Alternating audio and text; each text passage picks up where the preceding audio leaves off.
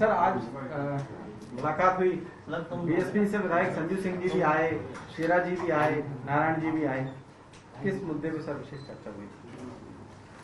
नहीं, देखिए हमेशा मुलाकात होती रहती है और आज भी सामान्य मुलाकात चुनाव के बाद भोपाल वो आए हैं, मैं भी भोपाल था, तो इसलिए सामान्य मुलाकात हुई है और कोई इसके अलावा ऐसा कोई विषय नहीं है। सर लेकिन टाइमिंग को लेकर अगर हम बात करें 10 तारीख को मतगणना है, उससे पहले इस तरह से मुलाकात, निर्दलीय भी जो संभावना इनकी थी नारायण त्रिपाठी की पाला बदल सकते वो भी, तो क्या कहें कि इससे पहले एक समीकरण जमाए जा रहे हैं कुछ?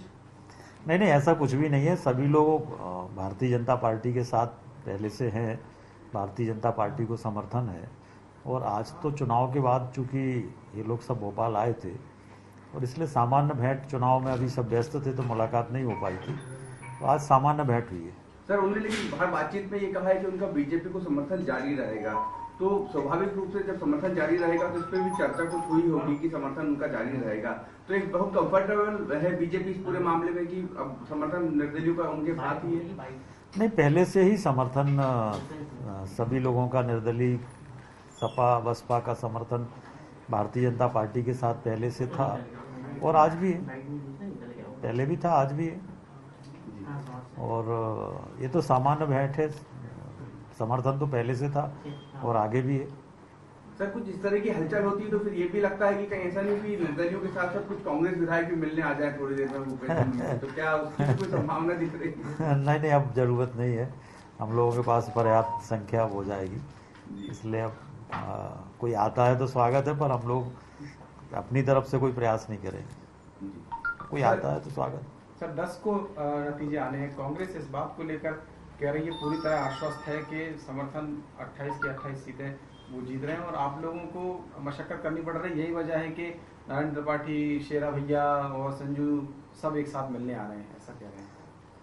हाँ, देखिए, एक तरफ तो उन्होंने ईवीएम पे आरोप लगाना शुरू कर दिया है, प्रशासन पर आरोप लगाना शुरू कर दिया है, तो इससे ये लगता है कि वो अपनी पराजय स्वीकार कर चुके हैं, क्योंकि जिसकी पराजय होती है तो वो हमेशा ईवीएम पे, प्रशासन पे, आयोग पे आरोप लगाता है और आरोप लगाना शुरू कर दिए, इसका मतलब परिणाम उनको पता है और परिणाम 10 को आ जाएंगे तो सब क्लियर हो जाएगा।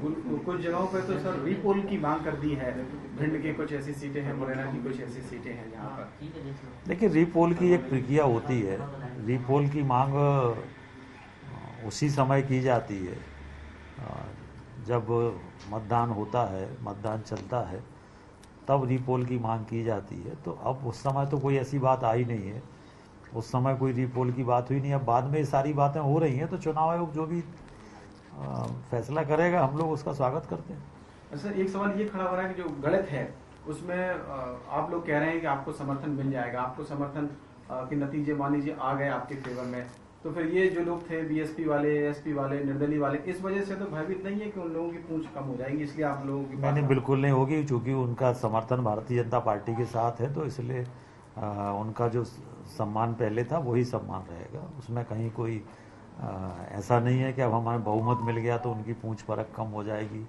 या उनके सम्मान में कोई कमी आएगी। उनका क्या, सभी विधायकों का सम्मान है, उनका भी है।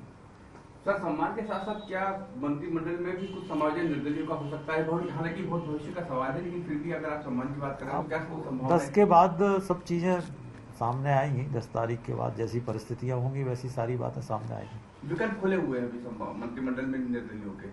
सभी विकल्प खुले हैं। सर शेरा अभी निकले यहाँ से मुलाकात करके आपसे, लेकिन बाद में की मीडिया से लगे नाराज होकर निकले। नहीं, मेरे से तो अच्छी सौहार्द भेंट हुई है, अच्छी मिलके गए हैं और मीडिया से पता नहीं क्यों नहीं बात की, मुझे नहीं पता, पर उनका समर्थन भारतीय जनता पार्टी के साथ है। बीएसपी बीजेपी के साथ जाती नहीं कभी, मतलब इसमें कैसे बीएसपी बीजेपी के साथ चलती?